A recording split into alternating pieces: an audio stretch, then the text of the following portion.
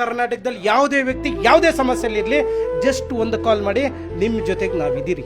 ನೀವ್ ಮಾಡೋ ಒಂದು ಕಾಲಿಂದ ನಿಮ್ ಬಿದ್ದೋಗಿರೋ ಮನೆ ಸರಿ ಹೋಗುತ್ತೆ, ನಿಮ್ ಊರತ್ರ ಗುಂಡಿ ಬಿದ್ದಿರೋ ರಸ್ತೆ ಕೂಡ ಸರಿ ಹೋಗುತ್ತೆ. ನಿಮ್ ಪೆನ್ಷನ್ ಸಿಗ್ತಿಲ್ವಾ, ಮನೆ ಮುಂದೆನೆ ಪೆನ್ಷನ್ ಬರುತ್ತೆ. ಅಥವಾ ನಿಮ್ ಲಂಚ ಕೇಳೋನು ಮನೆಗೆ ಹೋಗ್ತಾನೆ. ಇಷ್ಟೆಲ್ಲ ಕೂಡ ಉಚಿತವಾಗಿ ನಡೆಯುತ್ತೆ. ಈ ಒಂದು ಸಹಾಯವಾಣಿಗೆ ದಯವಿಟ್ಟು ಬೆಂಬಲಿಸಿ. ಇಡೀ ಕರ್ನಾಟಕದ ರಾಜ್ಯನೇ ಈ ಒಂದು ವಿಡಿಯೋ ನೋಡ್ಬೇಕು. ಅದಕ್ಕಿಂತ ಮುಂಚೆ ದಯವಿಟ್ಟು ಈ ವಿಡಿಯೋನ ಶೇರ್ ಮಾಡಿ. ನಿಮ್ಗೆ ಏನಾದ್ರು ಪೆನ್ಷನ್ ಸಿಗ್ತಿಲ್ವಾ, ಅಥವಾ ಸರ್ಕಾರದ ಯೋಜನೆಗಳಿಂದ ವಿಫಲ ಆಗಿದ್ದೀರಾ, ಆಧಾರ್ ಕಾರ್ಡ್ ಪ್ರಾಬ್ಲಮ್ ಆಗಿದ್ಯಾ, ಮೋಸ ಹೋಗಿದ್ದೀರಾ, ಅಥವಾ ಪೊಲೀಸ್ ಸ್ಟೇಷನ್ ಅಲ್ಲಿ ಕೇಸ್ ತಗೊಳ್ತಿಲ್ವಾ, ಲಂಚ ಕೇಳ್ತಿದ್ದಾರಾ, ನಿಮ್ಮ ರಸ್ತೆಗಳಲ್ಲಿ ಗುಂಡಿ ಆಗಿದ್ಯಾ, ಎಲ್ಲದಕ್ಕೂ ಒಂದು ಕಾಲ್ ಮಾಡಿದ್ರೆ ಸಾಕು. ಕೇವಲ 10 ನಿಮಿಷದಲ್ಲಿ ನಿಮ್ಮ ಪ್ರಾಬ್ಲಮ್ಗಳಿಗೆ ಪರಿಹಾರ ಸಿಗುತ್ತೆ. ಅದೇ ನೋಡಿ ಈ ಒಂದು ಆಫೀಸು, ದಲಿತರ ಸಹಾಯವಾಣಿ. ಎಷ್ಟೋ ಹೋಮ್ ಟೂರ್ಗಳು ನೋಡಿದ್ದೀರಾ, ಸಿನಿಮಾಗಳದು, ರಾಜಕಾರಣಿಗಳದು, ಎಲ್ಲದಕ್ಕೂ ಸೂಪರ್ ನೈಸ್ ಅಂತ ಆಗ್ತೀರಾ. ಆದ್ರೆ ನಾನಿವತ್ತೊಂದು ಸಹಾಯವಾಣಿಯ ಹೋಮ್ ಟೂರ್ ಮಾಡ್ತಾ ಇದ್ದೀನಿ. ಇಲ್ಲೊಂದು ಜಸ್ಟ್ ಕಾಲ್ ಮಾಡಿದ್ರೆ ಸಾಕು, ನಿಮ್ಮ ಪರಿಹಾರ ಎಲ್ಲ ಸಿಕ್ಬಿಡುತ್ತೆ. ಸೊ ಬನ್ನಿ, ಡೈರೆಕ್ಟ್ ಆಗಿ ಕೃಷ್ಣಮೂರ್ತಿ ಸರ್ ಅಂತ ಇದ್ದಾರೆ, ಇವ್ರ ಹತ್ರ ಮಾತಾಡ್ಸೋಣ. ನಮಸ್ತೆ ಸರ್. ನಮಸ್ತೆ ಸರ್, ತುಂಬಾ ಖುಷಿ ಆಯ್ತು ಈ ಒಂದು ಆಫೀಸ್ಗೆ ನಾವು ಎಂಟ್ರಿ ಕೊಟ್ಟಿದ್ದು. ಸೊ ಏನ್ ಸರ್, ಏನ್ ಈ ಕಾನ್ಸೆಪ್ಟ್ ಮೇಲೆ ಈ ಅಲ್ಲ ಮೇಡಮ್, ಆಯ್ತು ನಾನು ಹೇಳ್ತೀನಿ ಮಾಹಿತಿ. ಆದ್ರೆ ನೀವು MLA MP ಗಳನ್ನ ಮತ್ತೆ ಸಿನಿಮಾದವ್ರನ್ನ ಟೂರ್ ಮಾಡೋದು ಬಿಟ್ಬಿಟ್ಟು ಯಾಕೆ ನಮ್ಮ ಆಫೀಸಿಂದ ಬಿದ್ಬಿಟ್ಟಿದ್ದೀರಿ ಈಗ? ಸರ್, ಹಿಂದೆ ಗಮನಿಸಿದ್ದೀನಿ, ತುಂಬಾ ವಿಡಿಯೋಗಳಲ್ಲಿ ನೋಡಿದ್ದೀನಿ, ಕಮೆಂಟ್ ಹಾಕಿದ್ರು, ಇಂತ ಒಂದು ವ್ಯಕ್ತಿ ಬಂದಿದ್ದಾರೆ, 16 ವರ್ಷದಿಂದ ಇರೋ ಕಷ್ಟಗಳಿಗೆಲ್ಲ ಕೇವಲ ಒಂದು ಕಾಲ್ ಅಲ್ಲಿ ಪರಿಹಾರ ಮಾಡ್ಕೊಟ್ಟಿದ್ದೀರಾ. ಸಾಕಷ್ಟು ಜನಕ್ಕೆ ನೀವು ಡೈರೆಕ್ಟ್ ಆಗಿ ಹೋಗ್ದೇನೆ ಕಾಲ್ ಅಲ್ಲೇ ಎಲ್ಲಾ ಒಂದು ಕಷ್ಟಗಳಿಗೆ ಪರಿಹಾರ ನೀಡಿದ್ದೀರಾ ಅಂತ. ಏನ್ ಸರ್, ಏನ್ ಈ ಒಂದು ಕಾನ್ಸೆಪ್ಟ್? ಮಾಧ್ಯಮದಲ್ಲಿ ನಿಮ್ಮಂತ ಪ್ರಜ್ಞಾವಂತರು ಕೂಡ ಇದಾರೆ ಈಗ. ಯಾಕೆ ಅಂತಂದರೆ ಸಮಾಜದಲ್ಲಿರುವಂಥ ಸಮಸ್ಯೆಗಳನ್ನು ನಾವು ಬಗೆಹರಿಸಬೇಕು ಅಂತ ಒದ್ದಾಡ್ತಾ ಜನಗಳಿಗೆ ನಾವು ತಿಳಿಸ್ಬೇಕು, ನಾವಿದ್ದೀರಿ ನಿಮ್ಮ ಕಷ್ಟಕ್ಕೆ ಅಂತ ನಾವು ತೋರಿಸ್ಬೇಕು ಅಂತ ಒದ್ದಾಡುವಾಗ ನಿಮ್ಮ ಮಾಧ್ಯಮ ಬಂದು ಜನಗಳ ಪರ ನಿಂತ್ಕೊಳ್ಳೋಕ್ಕೆ ಮತ್ತು ಅವ್ರ ಕಷ್ಟಗಳನ್ನ ನಾವು ತೋರಿಸೋದನ್ನ ನೀವು ತೋರ್ಸೋಕೆ ಬಂದಿದ್ದೀರಲ್ಲ, ಥ್ಯಾಂಕ್ ಯು ವೆರಿ ಮಚ್. ಬನ್ನಿ ನಾನು ತೋರಿಸ್ತೀನಿ ಹೇಗೆ ಆಗುತ್ತೆ ಅಂತ. ಖಂಡಿತ ಸರ್. ಸರ್, ಏನ್ ಸರ್ ಈ ಟೀಮ್ ಎಲ್ಲ ಇಟ್ಟಿದ್ದಾರೆ, ಏನ್ ಕೆಲಸ ಮಾಡುತ್ತೆ ಮೇಡಮ್? ಈ ಟೀಮ್ ಏನೇ ಇರಲಿ, ಕರ್ನಾಟಕದಲ್ಲಿ ಇರುವಂಥ ಸಮಸ್ಯೆಗಳನ್ನು ಬಗೆಹರಿಸಬೇಕು ಅಂತಂದ್ರೆ ಸರ್ಕಾರ ಮಾಡಬೇಕು. ಈಗ ಸರ್ಕಾರ ಮಾಡ್ತಿದ್ದಾಗ ಇನ್ಯಾರು ಮಾಡಬೇಕು? ಎಷ್ಟೋ ಜನ ಮನೆ ಇಲ್ಲದೆ, ಮಠ ಇಲ್ಲದೆ, ಊಟ ಇಲ್ಲದೆ, ಉದ್ಯೋಗ ಇಲ್ಲದೆ, ಸರ್ಕಾರದಿಂದ ಸಿಗ್ಬೇಕಾದಂಥ ಮೂಲಭೂತ ಸೌಕರ್ಯಗಳು ಇದುವರೆಗೂ ಸಿಗ್ತಾ ಇಲ್ಲ. ಅದನ್ನ ಕೊಡಬೇಕಾದವ್ರು ಯಾರು? ಸರ್ಕಾರ. ಇವತ್ತು ಸರ್ಕಾರ ಮಾಡದಿರುವಂಥ ಕೆಲಸ, ಕರ್ನಾಟಕದಲ್ಲಿ ಪ್ರಪ್ರಥಮ ಬಾರಿಗೆ ಈ ಒಂದು ಸಹಾಯವಾಣಿನ ಪ್ರಾರಂಭ ಮಾಡಿದ್ದೀರಿ ಮೇಡಮ್. ಇಡೀ ಕರ್ನಾಟಕದಲ್ಲಿ ಯಾವುದೇ ವ್ಯಕ್ತಿ ಯಾವುದೇ ಸಮಸ್ಯೆಯಲ್ಲಿರಲಿ ಜಸ್ಟ್ ಒಂದು ಕಾಲ್, ಸರ್ ನಾನು ಕಷ್ಟದಲ್ಲಿದ್ದೀನಿ ಸರ್, ನನಗೆ ಮನೆ ಇಲ್ಲ ಸರ್, ಚರಂಡಿ ಬಿದ್ದೋಗಿದೆ ಸರ್, ಗಂಡ ಹೆಂಡತಿ ಸಮಸ್ಯೆ ಸರ್, ನಮಗೆ ಪಿನ್ಷನ್ ಬರ್ತಾ ಇಲ್ಲ ಸರ್ ಅಂತ ಒಂದು ಕಾಲ್ ಬಂದರೆ ಇಡೀ ಟೀಮು ರಿಸೀವ್ಡ್ ಮಾಡುತ್ತೆ ಫೋನ್. ಇದು ಇವರಿಂದ ಡೈರೆಕ್ಟಾಗಿ ನಾವು ಹೆಂಗೆ ವರ್ಕ್ ಮಾಡ್ತೀರಿ ಅಂತ ತೋರಿಸ್ಕೊಡ್ತೀನಿ. ಆದರೆ ಯಾವುದೇ ಕರ್ನಾಟಕದಲ್ಲಿ ಯಾವುದೇ ವ್ಯಕ್ತಿ ಯಾವುದೇ ಸಮಸ್ಯೆಯಲ್ಲಿ ಇರಲಿ ಜಸ್ಟ್ ಒಂದು ಕಾಲ್ ಮಾಡಿ, ನಿಮ್ಮ ಜೊತೆಗೆ ನಾವಿದ್ದೀರಿ. ಸರ್, ಇವಾಗ ಸಿವಿಲ್ ಪ್ರಾಬ್ಲಮ್ಸ್ ಆಗಿರ್ಬೋದು, ಏನೇ ಒಂದು ಪ್ರಾಬ್ಲಮ್ಸ್ ಇದ್ರೂ ಎಲ್ಲ ಕೂಡ ಸಾಲ್ವ್ ಮಾಡ್ತೀರಾ ಸರ್? ಯಾವುದೇ ವ್ಯಕ್ತಿಗೆ ಯಾವುದೇ ಸಮಸ್ಯೆ ಇರಲಿ, ಅವರ ಮನೆಯಲ್ಲಿ ವರದಕ್ಷಿಣೆ ಕಿರುಕುಳದಿಂದ ಹಿಡಿದು, ಮನೆ ಬಿದ್ದೋಗಿರೋದಿಂದ ಹಿಡಿದು, ಆಸ್ತಿಯಲ್ಲಿ ಯಾರೇ ಕಳ್ಳ ಕದಿಮ ಕದ್ದಿದ್ರು ಕೂಡ, ಯಾವುದೇ ಸರ್ಕಾರಿ ಕಚೇರಿಯಲ್ಲಿ ಭ್ರಷ್ಟಾಚಾರ ನಡೀತಾ ಇದ್ರು ಕೂಡ, ಯಾವುದೇ ಇರಲಿ ಒಂದು ಕಾಲ್, ಯಾವುದೇ ಸಮಸ್ಯೆ ಇರಲಿ ಸಮಸ್ಯೆಗೆ ಸ್ಪಂದಿಸೋದಕ್ಕೆ ನಾವು ರೆಡಿ ಇದ್ದೀರಿ. ಯಾಕೆ ಸ್ಪಂದಿಸಬೇಕು ಅಂತಂದರೆ, ನಮಗೆ 78 ವರ್ಷ ಆಯಿತು ಫ್ರೀಡಮ್ ಬಂದು ಮೇಡಮ್. ಇದುವರೆಗೂ ಅತ್ಯಾಚಾರ ಆಗಿರಲಿ, ಭ್ರಷ್ಟಾಚಾರ ಆಗಿರಲಿ, ವರದಕ್ಷಿಣೆ ಕಿರುಕುಳ ಆಗಿರಲಿ, ಮೋಸ ಆಗಿರಲಿ, ಎಲ್ಲಾದರೂ ನಿಂತಿದ್ರೆ ತೋರಿಸಿ ನೋಡೋಣ. ಇನ್ನು ಎಷ್ಟು ವರ್ಷ ಬೇಕು ಸಮಾಜದಲ್ಲಿ ಸಮಸ್ಯೆಗಳನ್ನು ಬಗೆಹರಿಸೋದಕ್ಕೆ? ನಾವೀಗ ಸರ್ಕಾರನ್ನಾಗಿರಲಿ, ರಾಜಕಾರಣಿಗಳಾಗಿರಲಿ, ಮತ್ತು ಸರ್ಕಾರಿ ಅಧಿಕಾರಿನಾಗಿರಲಿ ನಂಬಿ ನಮ್ಮ ಜನ ಕುತ್ಕೊಳ್ಳೋಕ್ಕಾಗಲ್ಲ. ಯಾಕೆ ಅಂತಂದರೆ ಪ್ರತಿ ದಿನವೂ ಕೂಡ, ಪ್ರತಿ ನಿಮಿಷನೂ ಕೂಡ ಸಮಸ್ಯೆಯಲ್ಲಿ ಅನುಭವಿಸ್ತಾ ಇರೋದು ನಾವೇನೇ.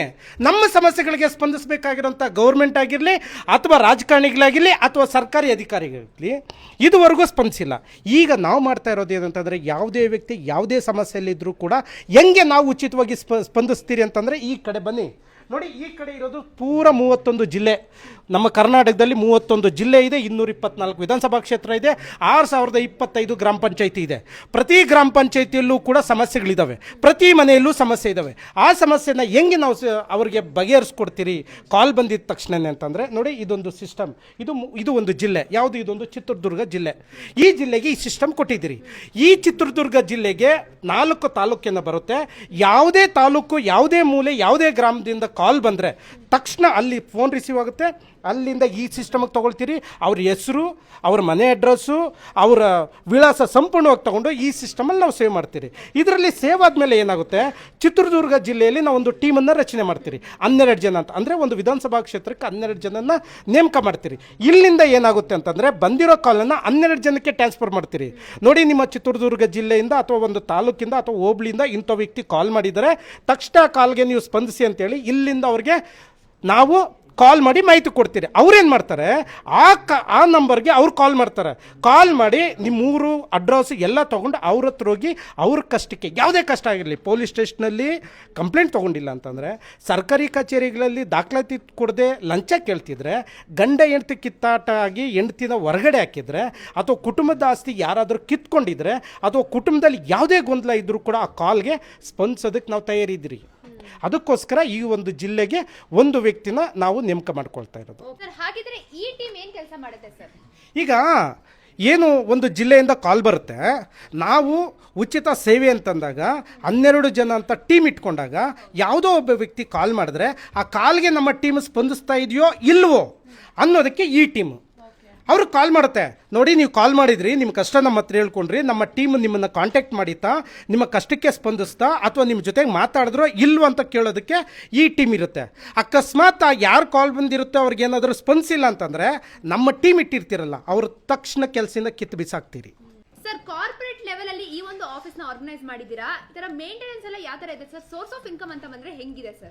ಈಗ ನಾನೇನು ದುಡ್ದಿದ್ದೀನೋ ಆ ದುಡ್ಡನ್ನು ನನ್ನ ಜನಗಳ ಮೇಲೆ ಹಾಕ್ತಾ ಇದ್ದೀನಿ. ಈಗ ನನ್ನ ಕರ್ನಾಟಕದಲ್ಲಿ ಇರೋಂಥ ಜನ ಪ್ರತಿಯೊಬ್ಬರು ಕಷ್ಟದಲ್ಲಿದ್ದಾರೆ. ಆ ಕಷ್ಟಕ್ಕೆ ಸ್ಪಂದಿಸೋದಕ್ಕೆ ನಾನು ಸಂಪಾದನೆ ಮಾಡಿರೋ ದುಡ್ಡು ಜನಗಳ ಮೇಲೆ ಹಾಕ್ತಾ ಇದ್ದೀನಿ. ಗೌರ್ಮೆಂಟ್ ಮಾಡಬೇಕಾಗಿರೋ ಕೆಲಸ ನಾವು ಮಾಡ್ತಾ ಇದ್ದೀರಿ. ಇಲ್ಲ, ಗೌರ್ಮೆಂಟ್ ಜನಕ್ಕೆ ಸಿಗಬೇಕಾಗಿರೋಂಥ ಮೂಲಭೂತ ಸೌಕರ್ಯಗಳನ್ನು ಉಚಿತವಾಗಿ ಕೊಡಲಿ. ಕೊಡೋಕ್ಕಾಗಿಲ್ವಾ, ನಾವು ಖಾಸಗಿ ಸಹಾಯವಾಣಿ ಮಾಡ್ತಾ ಇದ್ರಿ, ನಮಗೆ ಸಪೋರ್ಟ್ ಕೊಡಲಿ. ಯಾಕೆಂದರೆ ಪ್ರತಿ ಮನೆಯಲ್ಲೂ 100 ಸಮಸ್ಯೆಗಳಿದ್ದಾವೆ. ಆ ಸಮಸ್ಯೆಗಳನ್ನು ಸರ್ಕಾರ ಬಗೆಹರಿಸ್ತದೆ, ಸರ್ಕಾರ ನಮಗೆ ಸ್ಪಂದಿಸ್ತದೆ ಅಂತ ಹೇಳ್ಬಿಟ್ಟು ಜನ ಕಾದು ಸಾಕಾಗೈತೆ. ಕೊಡೋ ರೇಷನ್ ಸರಿಯಾಗಿ ಕೊಡ್ತಾ ಇಲ್ಲ, ಕೊಡೋ ರೇಷನ್ ಕಾರ್ಡ್ ಸರಿಯಾಗಿ ಸಿಗ್ತಾ ಇಲ್ಲ, ಬಿದ್ದೋಗಿರೋ ಮನೆ ಸರಿಯಾಗಿ ಯಾರೂ ಕಟ್ಕೊಡ್ತಾ ಇಲ್ಲ, ಮನೆ ಅಕ್ಕಪಕ್ಕದಲ್ಲಿ ಚರಂಡಿ ಕಿತ್ತೋಗೈತೆ, ರೋಡ್ ಕಿತ್ತೋಗೈತೆ. ಅದನ್ನು ಸರ್ ಮಾಡೋ ಯೋಗ್ಯತೆಗಳು ಯಾರಿಗೂ ಇಲ್ದಿದ್ದಾಗ ಖಾಸಗಿಯ ಸಹಾಯವಾಣಿ ಬರಲೇಬೇಕಿದೆ. ಯಾರೋ ಒಬ್ಬ ಬರಬೇಕು, ಅದು ನಾವು ಬಂದಿದ್ದೀರಿ. ನಿಮಗೆ ಬೇಕಾಗಿರೋದೇನು, ನಿಮ್ಮ ಸಮಸ್ಯೆಗಳಿಗೆ ಸ್ಪಂದಿಸೋದಕ್ಕೆ ಸರ್ಕಾರ ಮಾಡ್ದಿರೋಂಥ ಕೆಲಸ ನಾವು ಮಾಡ್ತಾ ಇದ್ದೀರಿ ಅಂತಂದರೆ ಈಗ ನೀವು ನಮ್ಮನ್ನು ಒಪ್ಕೊಳ್ಬೇಕು. ನನ್ನ ದುಡಿಮೆಯನ್ನು ತಗೊಂಬಂದು ಜನಗಳ ಸೇವೆಗೆ ಸಹಾಯವಾಣಿಗೆ ಹಾಕಿದ್ದೀನಿ. ನಿಮ್ಮಲ್ಲಿ ಯಾರ್ಯಾರು ದುಡಿತಿದ್ದೀರಿ, ಯಾರ್ಯಾರು ಕಳ್ಳರು ಕದಿಮರು ಬಡವ್ರ ದುಡ್ಡು ತಿಂದಾಕಿದ್ದೀರಿ, ನಿಮಗೆ ಪಾಪ ಏನು ತಟ್ಟಿದೆ ಸರ್, ಜನಗಳಿಗೂ ಸೇವೆ ಆಗಲಿ ಅಂತ ನಿಮ್ಮ ಮನಸ್ಸಲ್ಲಿದ್ದರೆ ನಮ್ಮ ಸಹಾಯವಾಣಿಗೆ ಸಹಾಯ ಮಾಡಿರಿ. ಪ್ರತಿಯೊಬ್ಬ ಬಡವನಿಗೆ ಸಿಗಬೇಕಾಗಿರೋಂಥ ಮೂಲಭೂತ ಸೌಕರ್ಯ ಉಚಿತವಾಗಿ ನಾವು ಕೊಡ್ತೀರಿ. ಒಂದೊಂದು ಪೈಸನೂ ಲೆಕ್ಕ ತಗೊಳ್ಳಿ. ನಮಗೆ ಬೇಕಾಗಿರೋ ದುಡಿಮೆ ಅಲ್ಲ. ಈಗ ನಮ್ಮ ಸಮಾಜದಲ್ಲಿ ಅತಿ ಹೆಚ್ಚು ಸಮಸ್ಯೆಗಳು ಹೆಚ್ಚಾಗ್ಬಿಟ್ಟಿದೆ. ಈಗ ಅದಂತೂ ಗಗನಕ್ಕೆ ಹೋಗ್ಬಿಟ್ಟಿದೆ ಸಮಸ್ಯೆಗಳು. ಈಗ ನಾವು ಮಾಡ್ತಾ ಇರೋದು ಸರ್ಕಾರ ಮಾಡೋಕ್ಕಾಗದಿರೋ ಕೆಲಸ ನಾವು ಸಹಾಯವಾಣಿ ಮಾಡಿದ್ದೀರಿ. ಈ ಸಹಾಯವಾಣಿಯಿಂದ ಪ್ರತಿಯೊಬ್ಬ ವ್ಯಕ್ತಿಗೆ ಉಚಿತ ಸೇವೆ ಸಿಕ್ಕಲೇಬೇಕು, ಮೂಲಭೂತ ಸೌಕರ್ಯಗಳು ಸಮೇತ ಸಿಗಬೇಕು. ಯಾವನಾದರೂ ಒಬ್ಬ ಸರ್ ನಮ್ಮನೆ ಬಿದ್ದೋಗಿದೆ ಸರ್ ಅಂತ ಒಂದು ಕರೆ ಮಾಡಿ, ನಿಮ್ಮ ಮನೆ ಉಚಿತವಾಗಿ ಕಟ್ಸ್ಕೊಡೋ ಜವಾಬ್ದಾರಿ ನಮ್ದಿರ್ತದೆ. ಸರ್ ನಮ್ಮ ಮನೆ ಕಡೆ ಚರಂಡಿ ಕಿತ್ತೋಗಿದೆ ಸರ್ ಅಂತ ಒಂದು ಕರೆ ಮಾಡಿ, ನಿಮ್ಮ ಮನೆಯ ಚರಂಡಿನ ಸರ್ ಮಾಡೋ ಜವಾಬ್ದಾರಿ ನಮ್ದಿರುತ್ತೆ. ಯಾಕೆ ಅಂತಂದರೆ ನಾವು ಮಾನವೀಯತೆಯಾಗಿ ಬದುಕಬೇಕಾಗಿರೋದು, ನಮಗೆ ಬೇಕಾಗಿರೋದು ನಮ್ಮ ಕರ್ನಾಟಕದ ಜನಗಳನ್ನು ಉಳಿಸ್ಬೇಕಾಗಿರೋದು ನಮ್ಮ ಜವಾಬ್ದಾರಿ. ಸರ್, ಉದ್ಘಾಟನೆಗೆ ಜನಗಳಿಗೆ ಏನು ಹೇಳ್ತೀರಾ ಸರ್? ನಾನು ಸಮಾಜ ಬದಲಾಗಬೇಕು ಅಂತ ಬಂದಿರೋನು. ಪ್ರತಿಯೊಬ್ಬ ರಾಜಕಾರಣಿಗೆ, ಪ್ರತಿಯೊಬ್ಬ MLAಗೆ, ಪ್ರತಿಯೊಬ್ಬ ಸರ್ಕಾರಿ ಅಧಿಕಾರಿಗೆ, RI, ತಹಸೀಲ್ದಾರ್, PDO ಎಲ್ಲರಿಗೂ ಹೇಳ್ತಿದ್ದೀನಿ, ನೀವೇನು ಕೆಲಸ ಮಾಡ್ತಾಯಿದ್ದೀರೋ ಅಚ್ಚುಕಟ್ಟಾಗಿ ಮಾಡಿ. ನಿಮ್ಮ ವಿರುದ್ಧವಾಗಿ ಸಹಾಯವಾಣಿಗೆ ಒಂದು ಕರೆ ಬಂತು ಅಂದರೆ ನನ್ನ ತಾಕತ್ತೇನು ಅಂತ ನಿಮಗೆ ತೋರಿಸ್ತೀನಿ. ಇವತ್ತಿಗೆ ಕೊನೆ ಆಗಬೇಕು ಭ್ರಷ್ಟಾಚಾರ, ಸುಲಿಗೆ, ವಂಚನೆ. ನಮ್ಮ ಆಫೀಸು ಉದ್ಘಾಟನೆ ಆದಮೇಲೆ ಯಾವನಾದರೂ ಸರಿ ನಿಮ್ಮ ವಿರುದ್ಧವಾಗಿ ಒಂದೇ ಒಂದು ಕರೆ, ಸರ್ ನನಗೆ ಅನ್ಯಾಯ ಮಾಡಿದ್ದಾನೆ, ಮೋಸ ಮಾಡಿದ್ದಾನೆ ಅಂತ ಒಂದು ಕರೆ ಬಂತು ಅಂದರೆ ನಿಮಗೆ ಚಳಿ ಜ್ವರ ಬಿಡಿಸೋದೇ ನಮ್ಮ ಸಹಾಯವಾಣಿ. ಕೇಳಿಸ್ಕೊಂಡ್ರಲ್ಲ ವೀಕ್ಷಕರೇ, ಸ್ವತಂತ್ರ ಬಂದು 78 ವರ್ಷ ಆದ್ರೂ ಕಟ್ಟಕಡೆಯ ವ್ಯಕ್ತಿಗೆ ಸರ್ಕಾರದಿಂದ ಬರೋ ಯೋಜನೆಗಳೆಲ್ಲ ವಿಫಲ ಆಗಿದೆ. ಇಂಥ ಒಂದು ಸಂದರ್ಭದಲ್ಲಿ ಈ ಒಂದು ವ್ಯಕ್ತಿ ಬಂದು ನಾನ್ ನಿಮಗೆ ಉಚಿತವಾಗಿ ನಿಮ್ಮ ಮನೆ ಬಾಗಿಲಿಗೆ ಬಂದು ಉಚಿತವಾಗಿ ಸೇವೆಗಳನ್ನ ಕೊಡ್ತೀನಿ ಅಂತಿದ್ದಾರೆ. ಇಂಥವ್ರಿಗೆ ದಯವಿಟ್ಟು ಇಂಥ ಸಹಾಯವಾಣಿನ ಬೆಂಬಲಿಸಿ, ಆದಷ್ಟು ಈ ಒಂದು ವಿಡಿಯೋನ ಶೇರ್ ಮಾಡಿ. ಇದೇ ಫೆಬ್ರವರಿ 26ನೇ ತಾರೀಕು ಸಹಾಯವಾಣಿ ಉದ್ಘಾಟನೆ ನಡೆಯಲಿದೆ. ಯಾರ್ಯಾರೆಲ್ಲ ಪ್ರಜ್ಞಾವಂತರು ಇದ್ದೀರಾ ದಯವಿಟ್ಟು ಬಂದು ಒಂದು ನೈತಿಕತೆಯಿಂದ ಬೆಂಬಲಿಸಿ, ಆದಷ್ಟು ಈ ವಿಡಿಯೋನ ಶೇರ್ ಮಾಡಿ.